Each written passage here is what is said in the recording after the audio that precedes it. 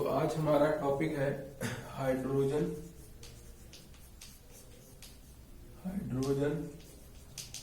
Spectrum. इसी को कहते हैं हाइड्रोजन परमाणु का रेखीय स्पेक्ट्रम। तो ये दो हेडिंग रहेगी हमारी। स्पेक्ट्रम होता क्या है, आपने पढ़ाया जा चुका है आपके ऑप्टिक्स वाले चैप्टर में। जैसे मान लीजिए ये प्रिज्म है, इस प्रिज्म पर कोई लाइट गुजारी जाती थी तो यहाँ पर्दे पर क्या होता था, इस प्रिज्म के बहुत सारे अलग अलग रंग दिखते थे और इसी को कहते थे हम लोग स्पेक्ट्रम या स्पेक्ट्रा। तो सेम इसी तरह हाइड्रोजन परमाणु के भी कुछ स्पेक्ट्रम बनते हैं। तो इस स्थिति में दो तरीके के स्पेक्ट्रम बनते हैं। पहला कहा जाता है हाइड्रोजन का उत्सर्जन स्पेक्ट्रम। हाइड्रोजन का उत्सर्जन स्पेक्ट्रम, इसमें होता क्या है कि हमें जो है ब्राइट लाइन, चमकीली रेखाएं मिलती हैं। किसी चमकीली को हम लोग दीप्त भी कहते हैं। तो दीप्त रेखा मिलते हैं किस पे, अदीप्त सतह पर। तो इस स्थिति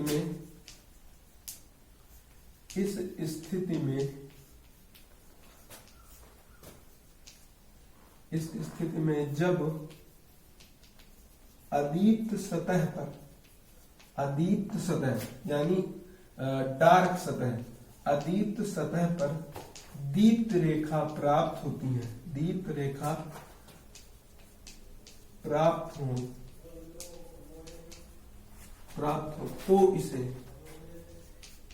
तो इसे उत्सर्जन स्पेक्ट्रम कहते हैं।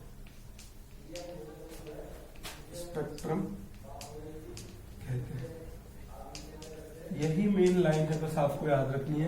किसमें दीप्त लाइन मिलेंगी और किसमें दीप्त रेखा मिलेंगे और किसमें जो है अदीप्त रेखा मिलेंगी। तो इसमें मिल रही है कैसी भैया, दीप्त रेखा। फिर क्या लिखेंगे, दूसरा क्या है, हाइड्रोजन का अवशोषण स्पेक्ट्रम। हाइड्रोजन का अवशोषण स्पेक्ट्रम। तो होता क्या है, जब यहां पर अदीप्त सतह थी तो यहां पर क्या करेंगे, जब दीप्त सतह पर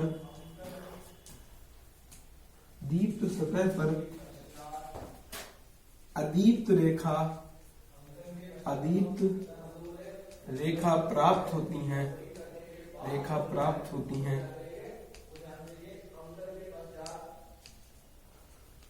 तो इसे अवशोषण स्पेक्ट्रम कहते हैं। अवशोषण स्पेक्ट्रम कहते हैं। तो इसे क्या कहेंगे, अवशोषण स्पेक्ट्रम कहते हैं। अगर हम फिगर के माध्यम से दिखाना चाहें तो मान लीजिए ये हमारी कोई पट्टी है, ये पूरी हो गई भाई अदीप्त सतह और इस पर ये दीप्त लाइन मिल रही है, तो ये क्या है, उत्सर्जन। अब इसका बना के दिखाएं तो कहेंगे, मान लीजिए ये कोई हमारी जो है अदीप्त बनाना है, सतह हमें बनाना है अदीप्त। वहां पर सतह थी कैसी भाई, यहाँ पर दीप्त रेखा है तो व्हाइट चमकीला है, इसीलिए हमने रेखा बना दी दीप्त से। और सतह कैसी है, अदीप्त सतह है यहाँ पर अदीप्त। अब यहाँ पर हमें दीप्त बनाना है तो चमकीली सतह हो गई भाई।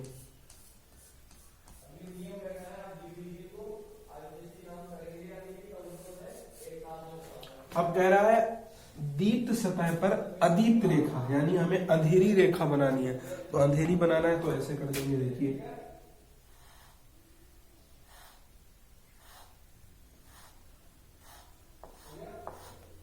तो ये इस तरीके से अगर स्पेक्ट्रम आपको दिखाई दे तो ये क्या कहलाएगा भाई, ये है अवशोषण स्पेक्ट्रम और ये क्या है, उत्सर्जन स्पेक्ट्रम। तो ये दोनों का फर्क है।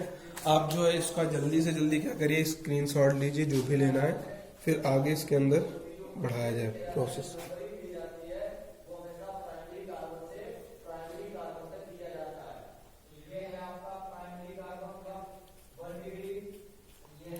चलिए आपने ले लिया होगा, आगे बढ़ते हैं हम लोग।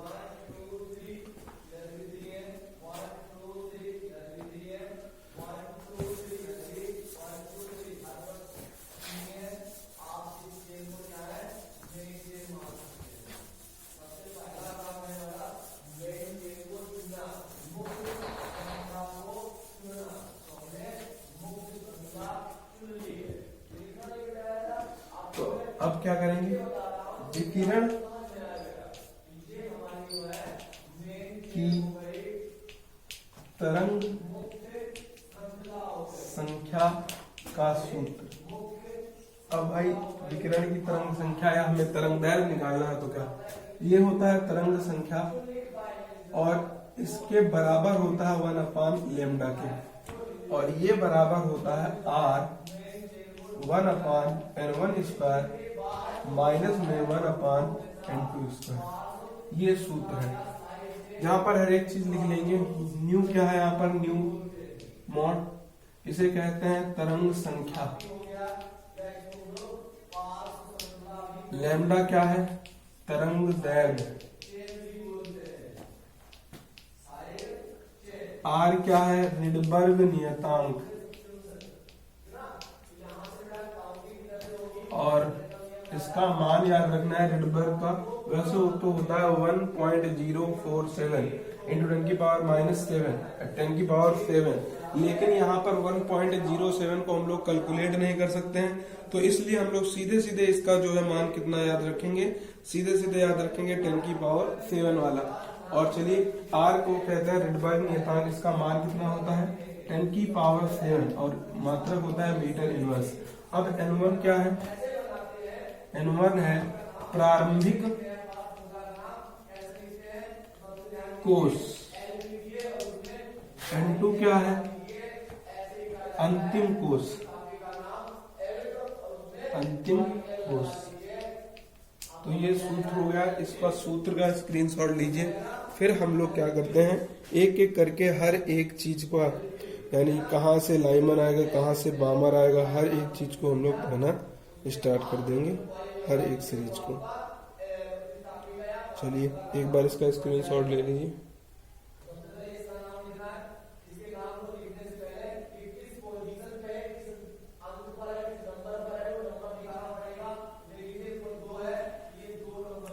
अब एक एक सीरीज को हमें पढ़ना है। चलिए अब हमें पहली सीरीज पढ़ना है। पहली सीरीज है हमारी लाइमन श्रेणी या लाइमन सीरीज।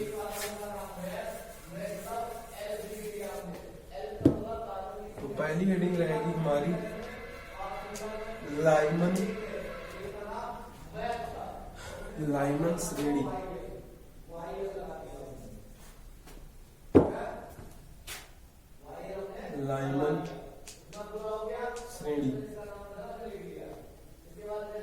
लाइमन श्रेणी में क्या होता है, जब इलेक्ट्रॉन बाहरी कोश से, या लिख लें इलेक्ट्रॉन किसी बाहरी कोश से, जब इलेक्ट्रॉन किसी बाहरी कोश से पहली कोश में प्रवेश करता है,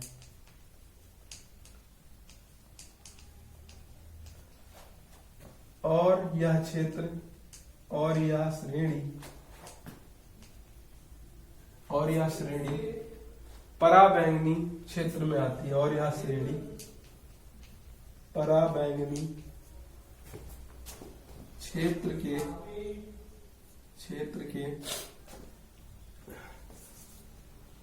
पराबैंगनी क्षेत्र के अंतर्गत आती है।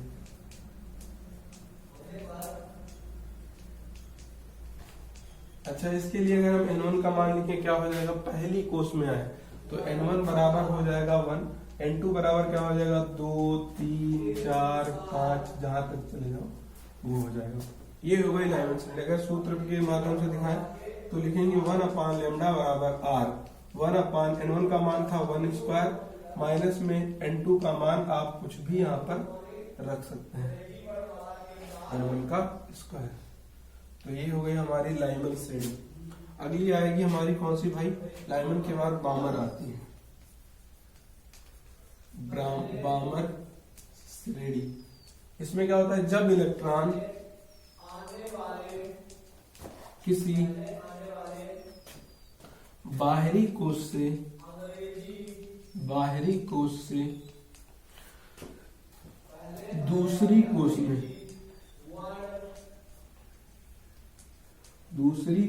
में प्रवेश करता है, कोश में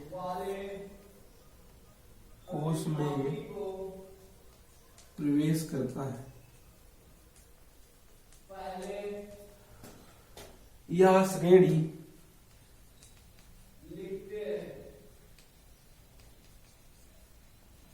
दृश्य क्षेत्र के अंतर्गत आती है।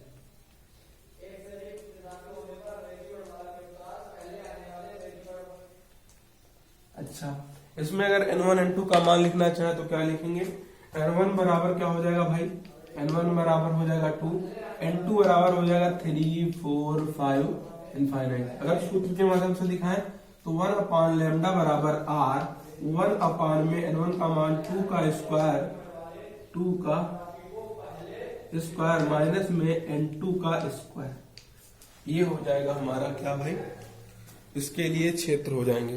तो एक बार हम लोग क्या करेंगे, इसका स्क्रीनशॉट लेंगे, फिर हम लोग सीधे सीधे आगे बढ़ते हैं। एक बार सभी लोग स्क्रीनशॉट लेना है, इसको ले लीजिए।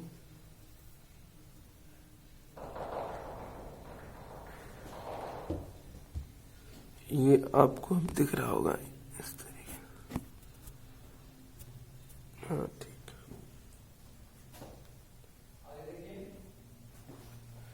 अगली क्या रहेगी हमारी, पाषाण श्रेणी।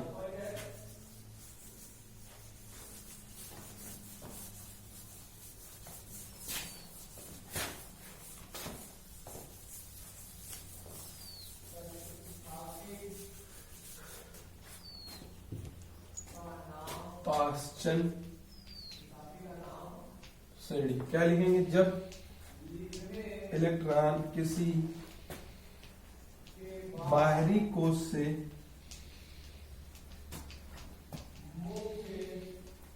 से तीसरी कोश में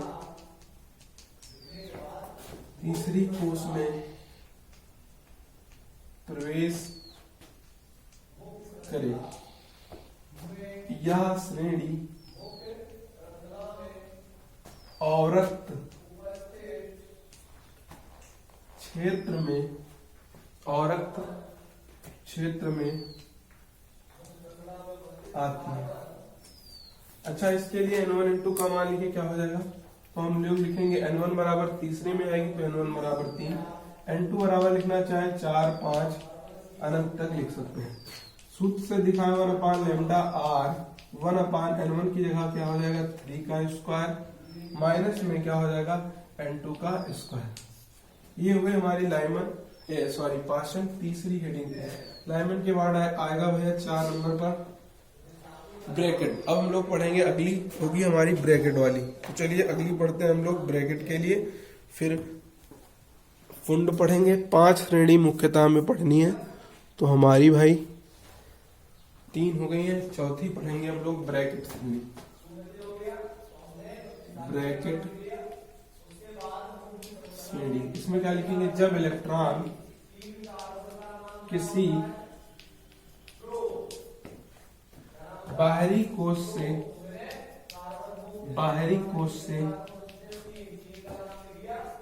चौथी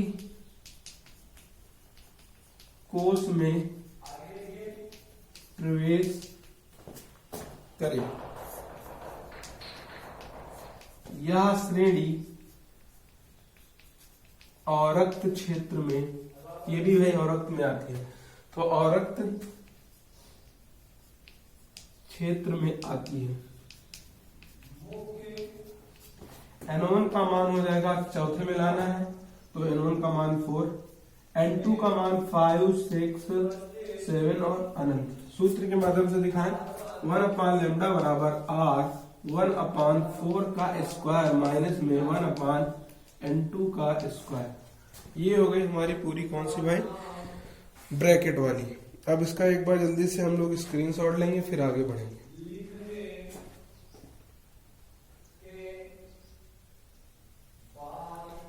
लाइमन के बाद आएगी भाई ब्रैकेट, हो गया फुंड आएगी 5वें नंबर पर, फुंड श्रेणी।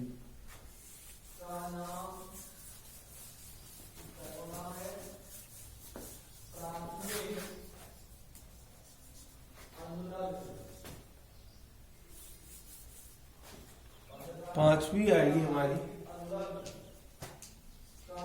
फुंड श्रेणी। जब इलेक्ट्रॉन किसी बाहरी कोश से, फुंड में आएगा 5वें नंबर पर, बाहरी कोश से 5वीं कोश में प्रवेश करता है। 5वीं कोश में प्रवेश करे, और ये किस क्षेत्र में आएगी श्रेणी, औरक्त में। ये भी लास्ट की तीनों औरक्त में आती है। n1 बराबर 5 लाना है, n2 बराबर आगे 6 7 अनंत तक जाइए। सूत्र के माध्यम से दिखाएं तो 5 का स्क्वायर कर दीजिए, n2 का मान कितना होगा उतना आ जाएगा। तो ये हो गई हमारी पांचों की पांचों स्पेक्ट्रम के लिए क्या क्या हम लोग निकालते हैं। पांचों श्रेणी हम लोगों ने पढ़ ली है। अब ये हमारे पूरा स्पेक्ट्रम लाइन कंप्लीट हो गया। बस अब इसके हमें कुछ सवाल करवाने हैं। इससे पहले अब एक बार हम लोग सारी श्रेणी को एक साथ अगर देखना चाहे तो कैसे देखते हैं, देखिए।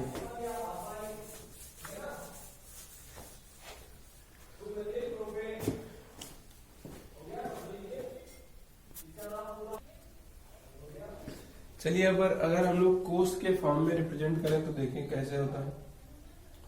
मान लीजिए ये हमारा जो है किसी भी चीज की पहली कोस हो गई, फिर ये हो गई हमारी दूसरी कोस, फिर ये हो गई हमारी तीसरी, और फिर ये हो गई हमारी चौथी, फिर ये हो गई हमारी पांचवी, और फिर ये हो गई हमारी छठी,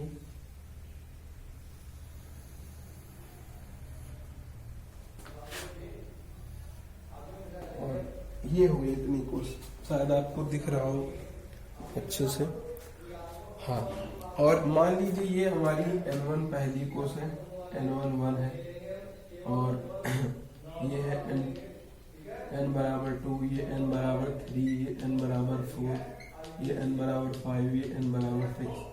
तो पहले से अगर कोई भी छठे वाले में जाए, अगर कोई भी छठे में जाए, चाहे पांचवी से, चौथी से, तीसरे से या दूसरे से, तो ये कौन सी श्रेणी होगी हमारी, ये हो जाएगी हमारी लाइमन श्रेणी।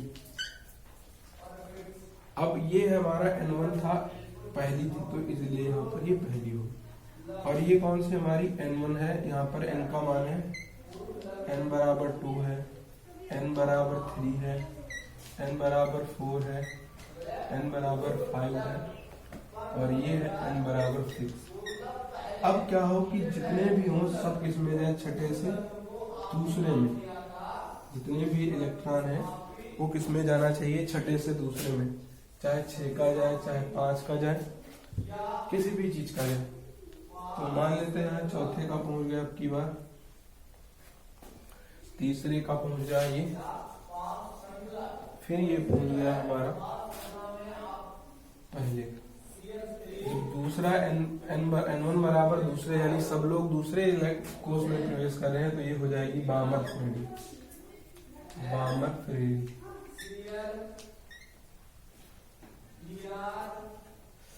अब इसके बाद आती थी लाइमन बामर, फिर आती थी हमारी पाश्चन। अब पाश्चन में क्या होता था, याद है आपको, उसमें हम लोग क्या करते थे, n का मान हो जाता था 3। तो इसी तरह जो है हम लोग क्या कर लेते हैं, सभी का मान जो है रख लेते हैं। तो इस तरीके से हमको बनाना है।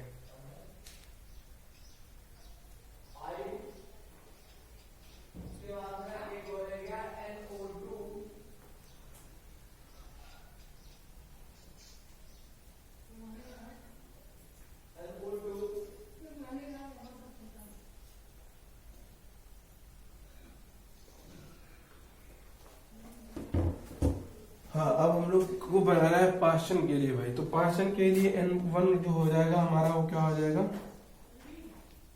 ये 3 वाला, ये 4 है, ये 5 है, ये 6। तो अब सारे किस में आएंगे भाई, 3। अब 3 में जाओ, ये हो जाएगी पार्शियल।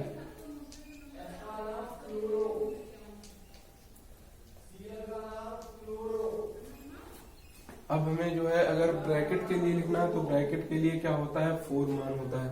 तो 1 2 3 4, तो ये n बराबर 4 हो जाएगा, ये n बराबर 5, ये n बराबर 6। तो इसमें 4 में ले जाना होगा हमें। तो ये हो जाएगी हमारी लाइमन बामर पार्शियल, ये हो जाएगी ब्रैकेट हमारी। अगर हमें फुंड को बनाना है तो फुंड के लिए n1 का मान कितना हो जाएगा, 4 की जगह पर 5 हो जाएगा। तो मान लीजिए 1 2 3 4 5, तो n बराबर 5 ये है, n बराबर ये है 6। तो यहाँ से केवल और केवल 5वें में जाए इलेक्ट्रॉन, तब ये हो जाएगा किसका, ब्रैकेट के बाद फुंड। तो इस तरीके से रिप्रेजेंट किया जाता है। चलिए वीडियो को यहीं तक रोकते हैं। चलिए आज के लिए इतना ही रखा है।